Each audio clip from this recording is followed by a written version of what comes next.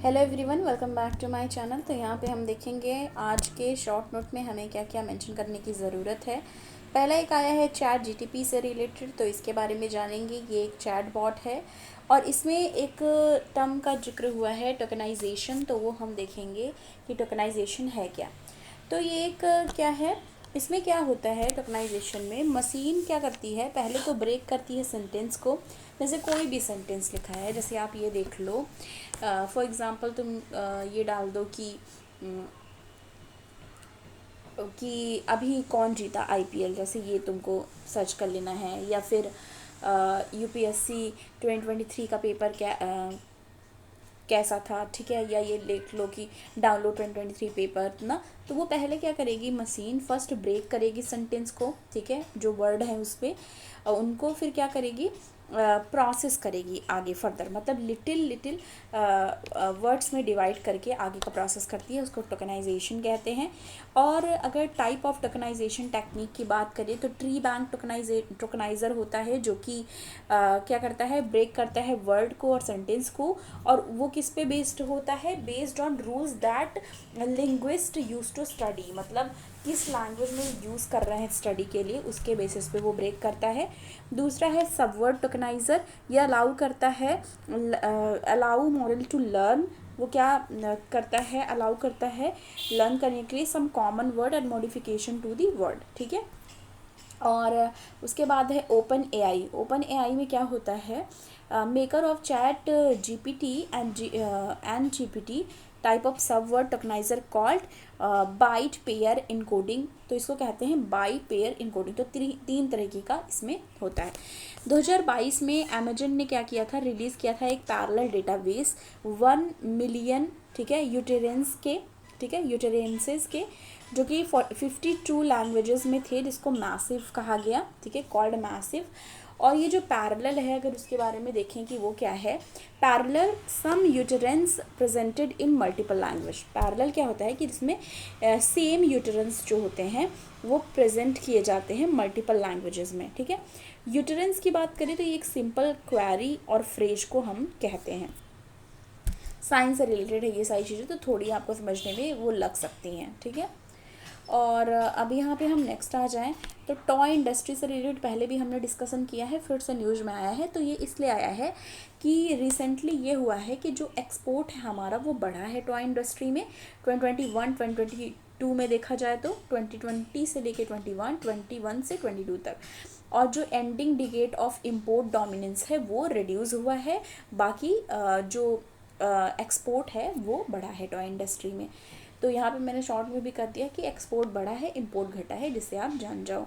अब इसमें ये देखो कि जो अचीवमेंट्स है उसको ये कहा जा रहा है कि credit to make in India initiative, जो लॉन्च किया गया था 2014 में।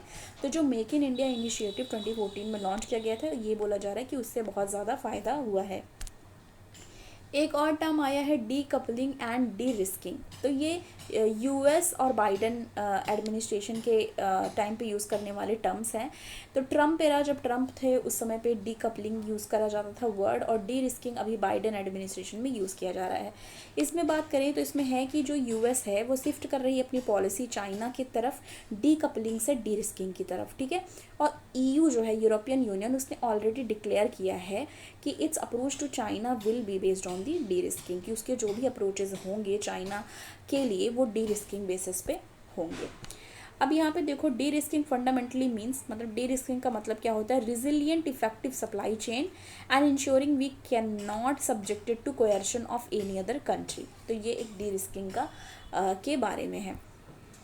अब यहाँ पे नेक्स्ट देखो, यूएस जियो इकोनॉमिक इनिशिएटिव, जैसे कि partnership for global infrastructure investment as well as Indo Pacific economic framework for prosperity, also support to reflect the spirit of the derisking. तो ये भी एक तरीके की स्पिरिट दिखाती हैं डी रिस्किंग की तरफ।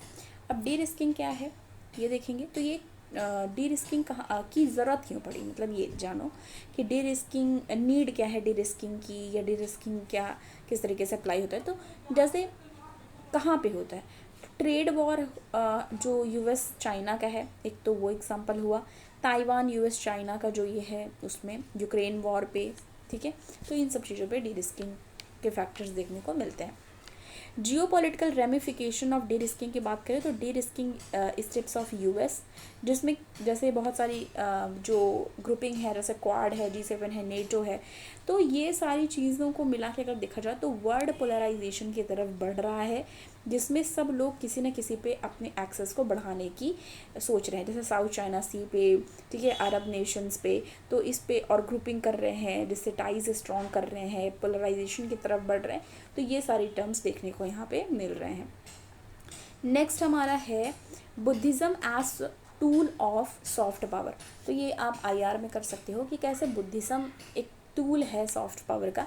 तो ये सबको पता होगा हार्ड पावर सॉफ्ट पावर क्या होती है। जैसे अगर हार्ड पावर की हम बात करें तो मिलिट्री, इकोनॉमी, ये सब के बेसिस पे हम हार्ड पावर अपनी शो करते हैं।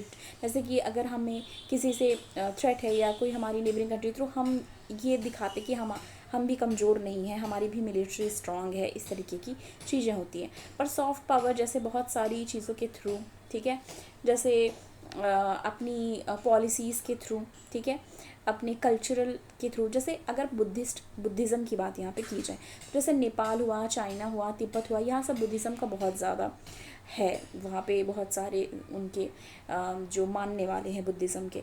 तो इंडिया ओरिजिन रहा है बुद्धिज़्म का, यहाँ से हुआ है।